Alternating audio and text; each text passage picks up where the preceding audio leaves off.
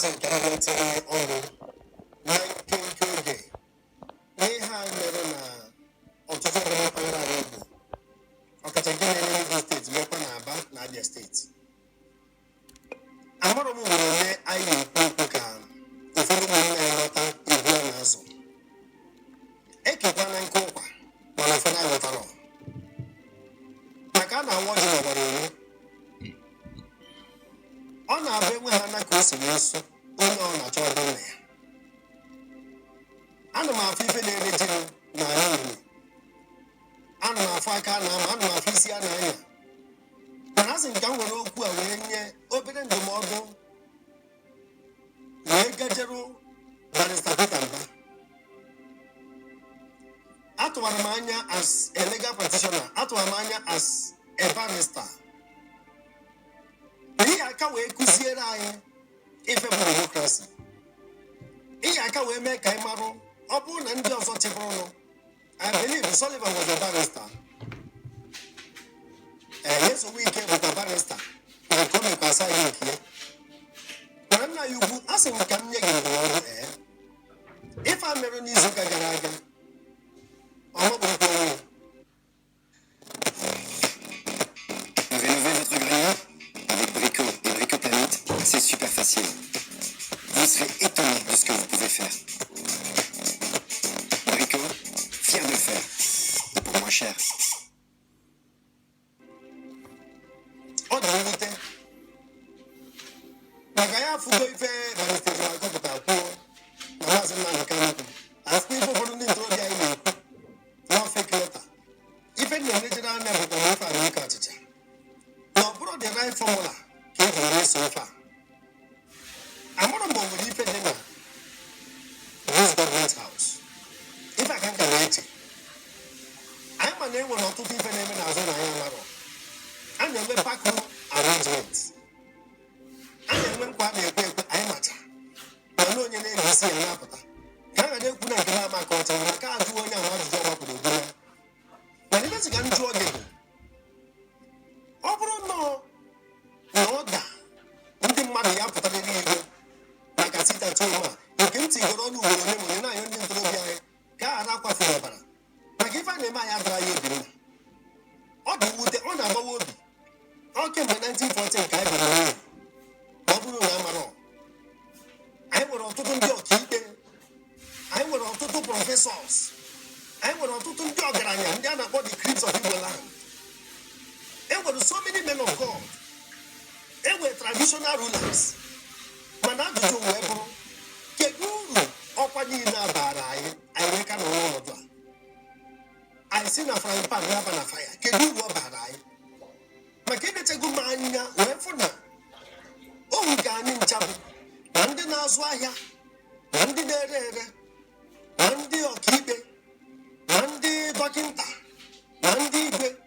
anyị nche niile bụ ohu maka afụgo m ya na mkpanaka dị iche iche. Enwere mgbe mere ihe onyonyo wee kọwaa mgbe Queen Elizabeth bịara nke ikpeazụ ọbịa a sị na eji ọgwọ 18 million wee merie ya tii. Kedu ife mmadụ anụ gbara obodo obodo ihe na-eka ya nọọ ka ebupụta ya isa ndị ugwu wee dọnọcha ala ndị ofe mmanụ dọ n'ala ife dịka igwe achebe na ụfọdụ ndị igwe ndị ọzọ jere akwụwara ha ọtọ ihe onyonyo ya gaa viral. Enyela m ife a anya wee sị na onwe ife dịrị na gọọmenti azụ ji abụ ịfụcha a gentleman maka enwere m respect for him fụta ga-asị a gentleman. O nwee ife anyị na-atụ anya ebe ị nọ. Oge prọfesọ Soludo ba na Anambra steeti eji academic prowess ya nwetụba anya na ife dị otu ahụ ife o yere nke ndị mmadụ chọrọ. Maka anyị nche niile ghọtara ife bụ demokrasi mana anyị nọ far away from it n'obodo a bụ Naijiria. O nwere ebe o si wee dịka unyoyo ya karịa ọ dịghọ dịka anyị asị na anyị nwee ife ọpụta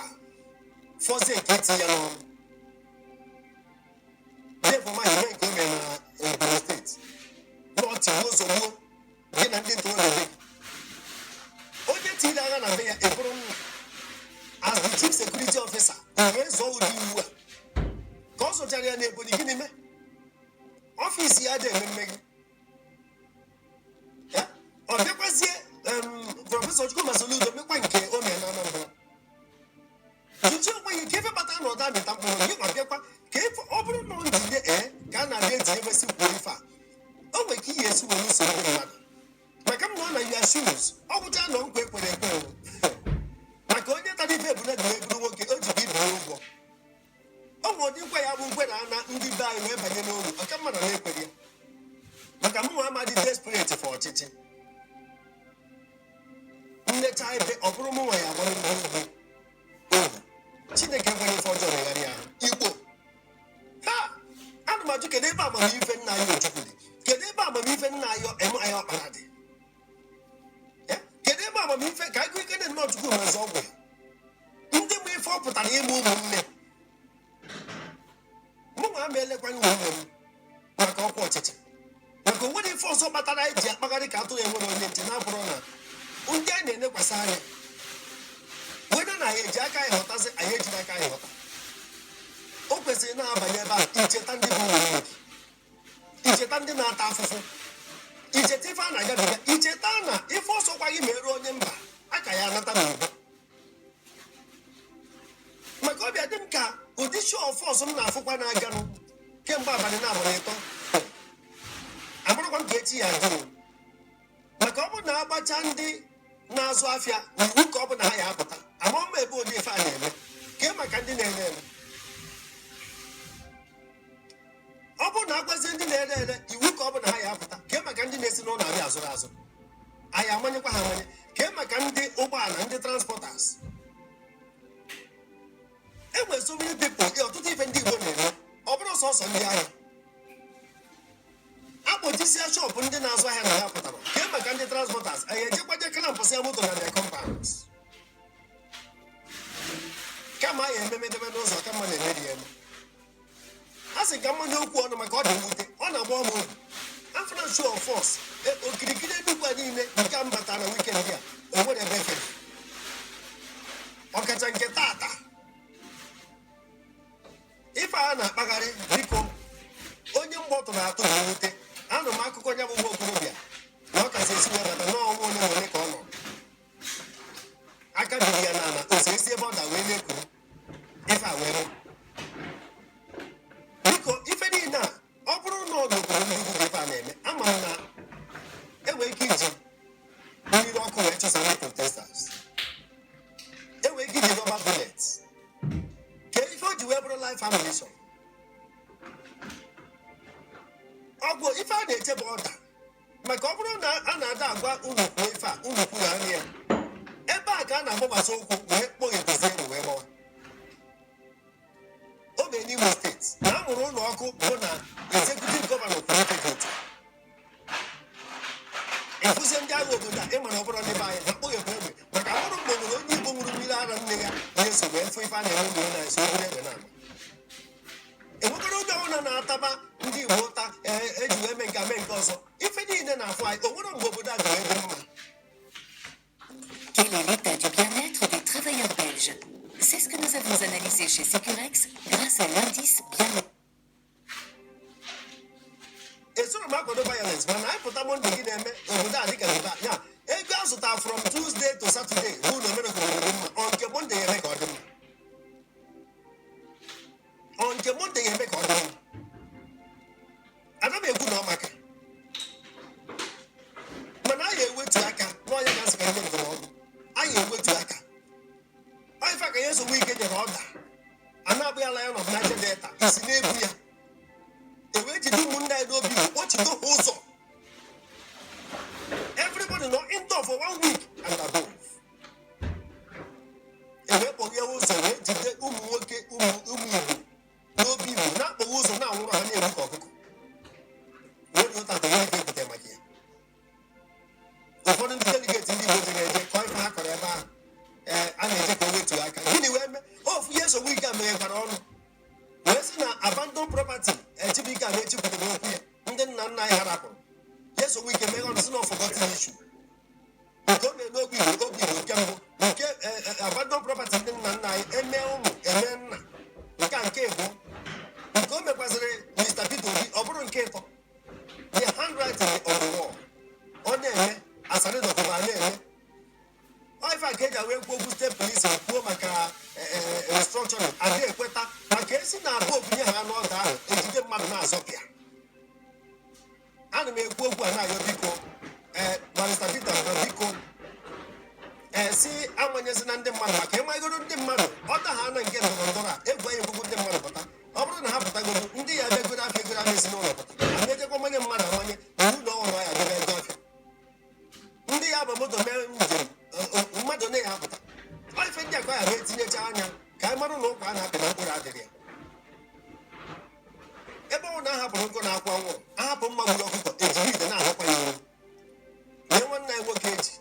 na medikal attention onye idiri ma nke kọtụ seserapị ya ibe niile ajụọ ya onye ka ndị marụ na ọkpa egwu a na-abakwa na sogede maka ebe ọ nwere ike iwere ya background nwee British citizen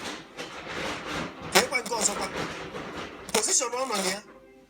ewee si na na-eme Chineke ya lụrụ mmadụ ebere. A sị ka m nwere ife arịọ biko ife ndị agha obodo a na-akpagharị maka dị n'Sokoto ahụ ọtụtụ ndị kpachara ike ma ndị ka na-akpa ike kịta ọ bụrụ na otu a ka esi eso na obodo a madị ụwa ọ dị na Sekigumi ndị a niile nwe ndị obodo anya na anya erube na onwe ife ha mere n'ọchị na-efu a na-etinye anyị afụ na ndị etinye as ministers onye mecha echekwa ya achọghị ịma ife ọha na-afụ go to hell everybody ọ ife ọ pụtara emecha akpọ ọha na eze the poor masses chọwa palliative 8,000 ahịa enye ha ozuru point and kill ndị ntorobịa na-ata 8,000 naira ebe ahụ ego aka ya eme mbuba school feeding na ụmụazị ego emere mbuba. Chineke ya mmadụ ebere biko nwanne mmadụ asị m ka ndị ọga anyị because na mgbe ebe anyị ugwu anyị na ebe ahụ efuru nke o mee ọ kpara nnọọ ume ya sị na ọ gbaka mgba nyere ndị be anyị ya sịkwa na unu bụkarị gọọmenti isi ọkpa nnọọ ume maka ọ na-aba azọcha iwu a na-azọ unu ruo na nke a dịchazie gọọmenti haus maka oge ahụ o ji okwute ezu gbara ọkụ na asọrọ ọkụ wee nọchie gọọmenti haus for more than 2 years ka 3 years wee na-ata afọ na-efegharị na-agba n'okirikiri sọsọ maka na normal route adọzitru so ọ bụrụ na unu chekwa ndụ unu wee sekuriti na-aga unu chetakwa na anyị nwa enwere sekuriti mana ama m na ndụ anyị bụ n'aka Chineke ka ọ dị na ọ bụrụ n'aka nke ọ dị unu gba mbọ ka unu dịtụ frendli maka ọ na-aba na-eme kampen a na-akpagharị a na-eme ife niile unu na-akwacha ma baro unu kpocha mmiri gota unu na-aṅụ ọka ṅụọ ube becha oroma taa granọtụ kedu ya unu na-ekpocha ma ahịfịa afụ na ikpe ahịfịa ebe unu na-ekpe o nwere ife unu adị emefọ unu mechaa ya ụrọrọta obi ndị mmadụ abanyezie ebe ife niile a na-ana nwere na aghọtara abanye ebe ahụ ịfụrụ eburu budoza eburu egbe eburu mma abanye na moto kpochisia glaasị tinted ya mazi onye bụ onye a na-azọpụsị ala a sị nka m kwuo okwu a ka oge m n'ọfụ biko eji m ife ahụrụ ayọ gị show of force ahụ na-afụ si ejisenịkwa na ebe ndị be anyị nọ onye mgbe ọ tọrọ atụ ọ na mwute maka ọ bụrụ obodo enwere lọọ aka ya ekwucha okwu ga okwu ọzọ ife a niile ndị ọchịchị na-eme n'obodo a amụrụ m mmadụ ole mma asị na aka ha kwụ ọtọ maka a sị na onye ọbụla na-ejefọ ekwiti na aka ya akwụ ọtọ aka ya adị ọcha onye ọbụla na-ebi na mmehie ekwesịrị ọkwa ịgwụ ụgwọ njọ ekwukwa m ya ọzọ onye ọbụla na-ebi na mmehie ekwesịrị ka ọ gbaa ụgwọ njọ ka anyị nene na onwe anyị marụ ma ife anyị na-eme ọ dị upright aka ya ọ dị ọcha anyị dị free from this guilt biko ịrapụ ụmụ mmadụ otu amarọ ndị a na-eze maka iwu na-ada ebe a na-ada ebe a na-ada ebe a ndị a na-ede ife niile ahụ the common people ọ ndị a na-ede emechana mgbe e jiri iwu n'obodo a sị na onye ọbụla kwụrụ ndị kidnappers ụgwọ kwụrụ ha ransom si mee ya arrest ejikọtara m obodo a si Chineke mata